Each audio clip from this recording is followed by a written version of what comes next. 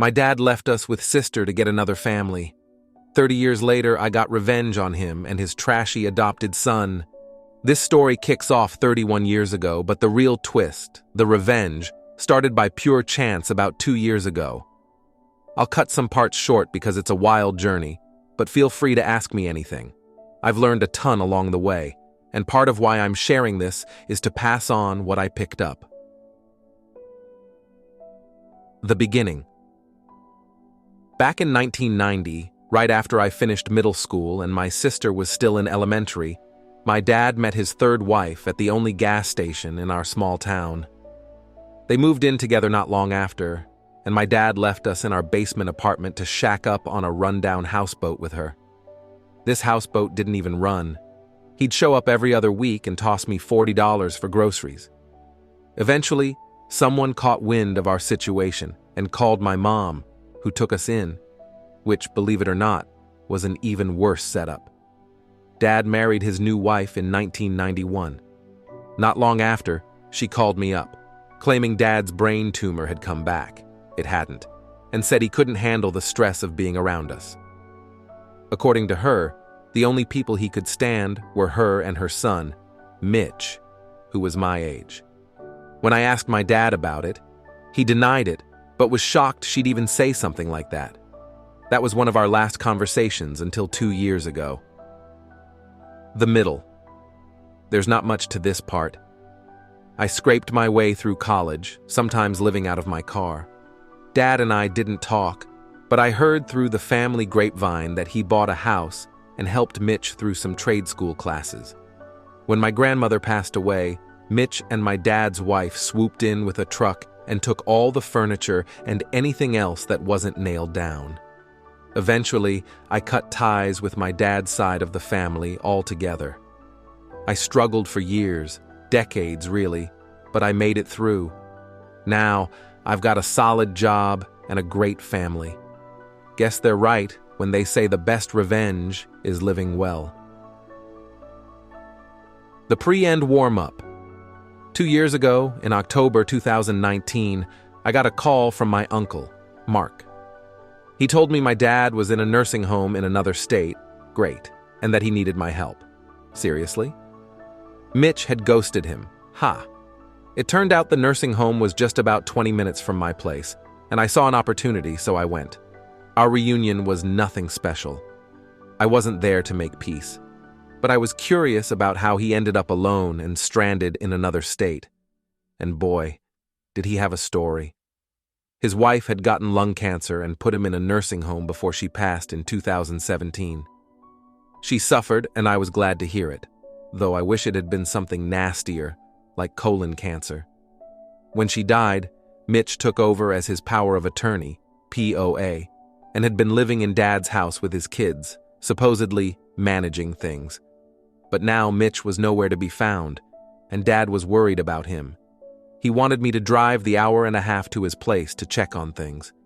That's all he wanted. He didn't even bother asking how I'd been. I agreed, mainly out of morbid curiosity. I'd never seen the place where Dad lived with his real family for 30 years. I wanted a glimpse of the life I never had. It was a disaster. The grass was jungle high, and you couldn't even get to the front door because of the overgrown mess. There were 3 trucks in the yard, all filled with trash, seats, beds, you name it, stuffed with garbage. I couldn't believe my eyes. Even Dad's handicapped accessible SUV had 4 flat tires and was crammed with junk. I didn't have a key, so I just walked around the outside. From the windows I could peek into, the inside was a wreck, cluttered with hoarded junk. There were notices plastered all over the front and side doors, warning that the city was planning to condemn the place. Even the carport was filled with rotting boxes stacked on top of each other. The yard was a dumping ground, broken Christmas decorations, rusted tools, old toys. The mailbox held a letter stating that since the house appeared abandoned, mail delivery was being suspended. That night, I looked up everything I could about powers of attorney. The next day, I went back to Dad's nursing home and showed him all the pictures I took. He raged, saying he'd beat Mitch's ass. then asked me to help more. I told him I would, but only if he signed over full power of attorney to me, both financial and medical. If he didn't, he could figure this mess out on his own. He agreed, so I found a lawyer willing to drive to another state and do the paperwork right in the nursing home. This lawyer was a godsend. He put together a rock-solid POA with all the fine print I didn't even know I needed. He also handled the paperwork to revoke Mitch's POA. Now, I was in control. The beginning of the end. We come from a small, rural town, the kind of eerie, tucked-away place where no matter how far or long you've been gone, the second you come back, you'll run into someone you know. Or at least, someone who knows you. It's like living in a never-ending game of 6 degrees of everyone, and it feels suffocating at times, but occasionally it can work in your favor. The next morning, I got to work. I didn't know just how much damage I was going to cause, and I didn't want Mitch or anyone from his large, interbred family tracing anything back to me, so I made sure none of my actions had my name on them. First, I created a Google account for my dad and set up a Google phone number. Then, I got him a P.O. box in his town and set up mail forwarding. I pulled his credit report, took the POA to his tiny hometown bank, updated his account addresses, and changed all his account numbers. I also requested transaction records from the day his wife passed away, about 13 months worth. To get those records, I had to go to the main branch, which was 2 hours away, and I spent the whole afternoon there going over everything. I cornered a service rep to explain all the debits and deposits, and that's when I realized just how recklessly dumb Mitch had been. My dad was receiving around $5,000 a month from disability and Social Security. And twice a week, Mitch was walking into the bank and withdrawing every last penny in cash. For 13 months straight. Each time he did it, he had to sign a form as the POA, stating he was acting on my dad's behalf, and the bank notarized every single one of those forms. I reviewed every withdrawal and confirmed with the bank that Mitch made all of them. Next, I headed to the house and called a locksmith. I knew it was going to be bad, but I had no idea what was waiting for me inside. When the locksmith got the first door open, the stench hit us like a wall. It was overwhelming. We both gagged. After the second lock, I was so mortified by the mess he had to witness that I gave him a $60 tip. With new keys in hand, I called the cops. I explained that I was my dad's POA and was checking on his house, and that there were 3 vehicles on the property that didn't belong to him. When the officer asked if I knew whose they were, I said no, but I wanted them towed. He told me to call a tow company and that he'd meet them there. 2 tow trucks arrived, and the driver hopped out, asking me to sign some paperwork. I only signed my first name. As I did, he asked, "You know Mitch?" Running purely on hate at that point, I replied, "Do you?" He nodded and said, "Yeah, he's a jerk." I looked at him and said, "Well, if you see him, can you let him know Mary is coming for him?" His confidence quickly faded. He knew trouble when he saw it. They hauled the trucks away. Once everyone left, I opened the carport door to take a peek inside. The sun was setting, and the house was dark. I could hear faint noises, which I eventually recognized as roaches and rats scuttling around. The smell was so strong it clung to my hair. I sat on the carport steps and watched the sun disappear. I was furious, absolutely seething. 3 decades of my life unraveled in just 72 hours, and there I was, reeking and surrounded by filth, cleaning up after everyone else. I was taking time away from my own family. And for what? I had a moment of reckoning right there. I could either walk away now or go all in. And the thing about me is, I'm stubborn as hell. It's in my nature. It's how I survived. And this was a bone I just couldn't let go of. The thought of Mitch's world crumbling, his likely only source of income disappearing overnight, and my dad hearing from me, of all people, that he was broke and alone, made me feel a twisted sense of joy. I wanted both of them to lose whatever they had left. So, I decided to go all in. That night, I looked up how to get a restraining order. Surprisingly, it was pretty easy. I went to the courthouse in my hometown, headed to the clerk's office, and said I needed a restraining order. I filled out the form at a wobbly little table right there.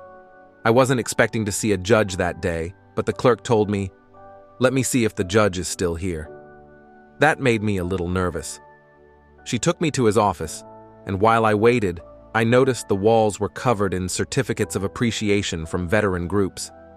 I wiped my palms and thought, this is going to be like shooting fish in a barrel. The judge asked about my dad's time in the Marines and commented on the DoD logo on my sweater since I work as a contractor. He read through my form and granted the temporary order. I'd have to come back for the permanent one, where Mitch would have the chance to contest it. Then I went home and started looking up biohazard cleanup services and elder abuse laws in my state. I hired a biohazard crew to clean out all the crap from the house for $7,000, and honestly, I would have paid double. During the cleanup, they discovered my dad's mummified dog buried under a pile of pizza boxes in the master bedroom. They sent me photos and managed to salvage a few important documents. Around this time, Mitch got served, and a court hearing was scheduled. I started gathering and organizing evidence like it was my full-time job. I made photo logs, spreadsheets, and timelines with all the cross-references you could imagine because, at this point, they had my undivided attention. Truthfinder and Trello, the paid versions, were my lifesavers during this whole mess. Whenever I had some free time, I'd stop by the nursing home and hand my dad 8x10 photos of his dead dog from every possible angle. Before the court date, I went to the local police station to report an elder abuse crime. A white-collar detective came out and dismissed it as a domestic issue, saying that since Mitch was the POA, his actions were perfectly legal. That's when I got to school a small-town detective on the fiduciary duties of a power of attorney, courtesy of Google. I handed him a printed copy of the relevant statute with all the important parts highlighted. Then I passed him a thick folder stuffed with bank statements, photos of the hoarded house and the dead dog, a copy of my dad's credit report showing he was drowning in debt, and a spreadsheet that detailed every cash withdrawal, adding up to over $130,000 stolen in cash alone. That's not even counting the lost value of the house or the credit card debt Mitch ran up. I told the detective he could keep the folder since it wasn't my only copy, then said I'd wait for a case number and took a seat. About 30 minutes later, he came back, apologized, said I had a solid case, and handed me a case number. After that, I headed straight to the courthouse. The end. When I arrived, the courtroom was full, and I had to wait my turn. While I was sitting there, in walks Mitch, looking like he just crawled out of a dumpster. He showed up alone, disheveled, and quite literally filthy. His shoes were untied, and that little detail set me off into a fit of giggles. When our turn finally came, we both stood up. The same judge from before asked us some questions, then turned to me and asked if I had proof. I handed him my massive folder of evidence. The judge asked if I'd been to the police. "Yes, sir, I have." "Do you have a case number?" "Why, yes, I do." The judge granted the order, permanently and for life, but not before pausing the proceedings to advise Mitch that he seriously needed to get himself a lawyer.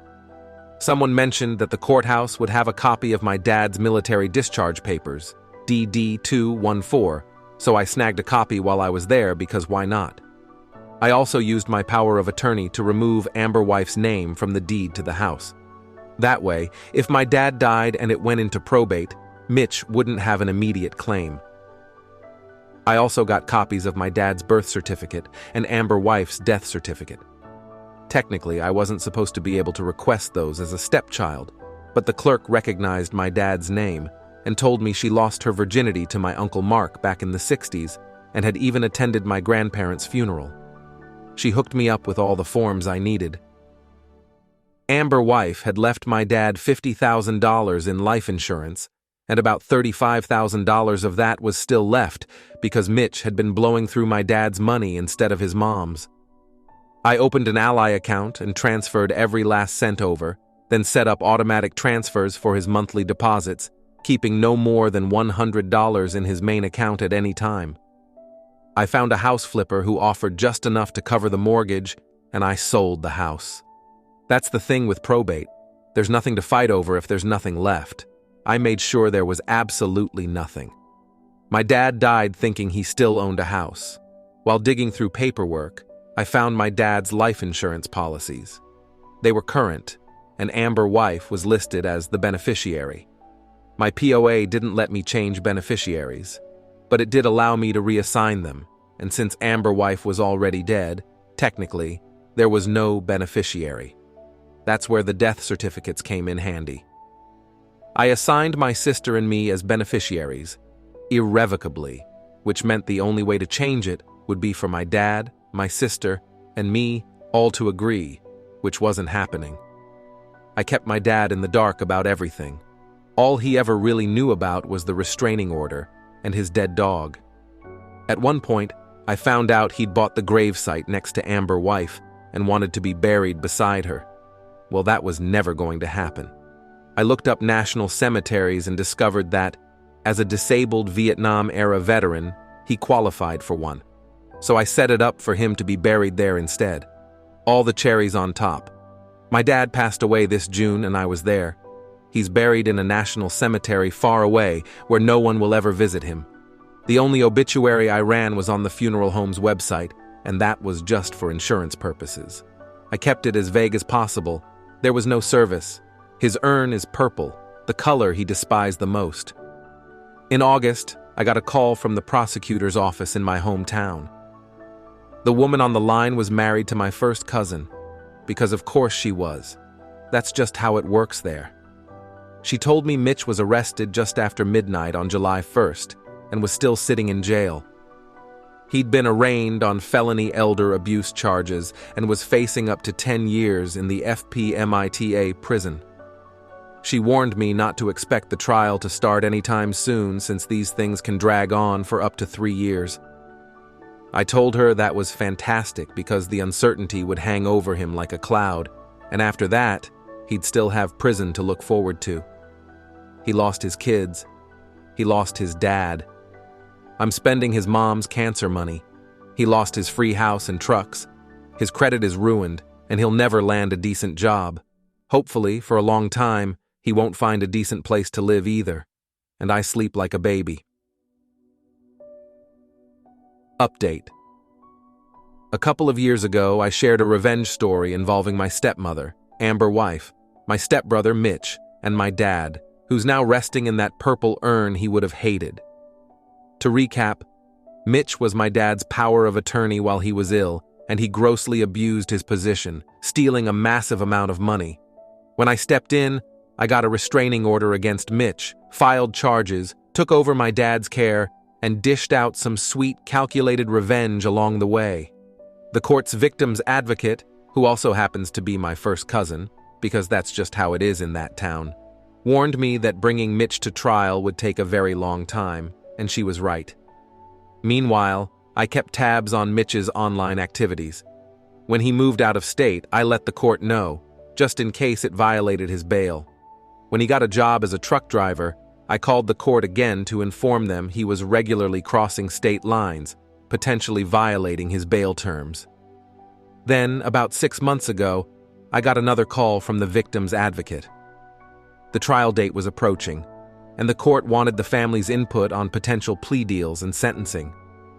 Mitch had been indicted on felony elder abuse charges and was staring down the barrel of a 15-year prison sentence. The advocate explained that we could push for prison time or plea him down to work release with restitution. The upside of prison was obvious, but the downside was that we probably wouldn't see any restitution since Mitch would be broke and behind bars. With work release, we'd get restitution, but Mitch would maintain some level of freedom. She asked which we preferred. I told her I needed a night to think it over. Mitch's future was in my hands, and I wanted to relish the moment. What kind of God did I want to be? To decide, I crunched the numbers. If he went to prison for 15 years, he'd likely serve half or less. 7 years is a long time, but restitution would take longer, and I liked the idea of taking his money every single month for years on end. I loved imagining him grinding away in miserable conditions for garbage pay, knowing that part of his paycheck was going straight to me. That thought brought me joy. I called her back and told her we were fine with a plea deal involving felony supervised release and restitution. I didn't hear much until last week when the advocate called to let me know Mitch had accepted the deal. The deal. Mitch pled guilty to felony elder exploitation, first degree. He got a 15-year sentence, split and suspended, meaning he won't spend any time in jail. He'll be on felony work supervision for 2 years, which requires him to check in with a parole officer daily and undergo frequent drug testing. After that, he'll be on regular probation for up to 5 years. The judge will have him check in regularly to make sure he's paying restitution and meeting the conditions of his release. The restitution. Mitch has to pay back $130,539.39. He was ordered to start paying $300 a month beginning January 1st, 2024. My calculations paid off. At $300 a month, it will take him 36 years to pay it all back. If he misses a payment, he'll be thrown in jail. So for decades, I'll be in his life, taking back what he stole from us, bit by bit. I think that's the end of the road. I've done everything I can, short of being there to catch him if he screws up his release conditions. Thanks for following along on this twisted tale of revenge. I hope it adds a little warmth to your holiday season.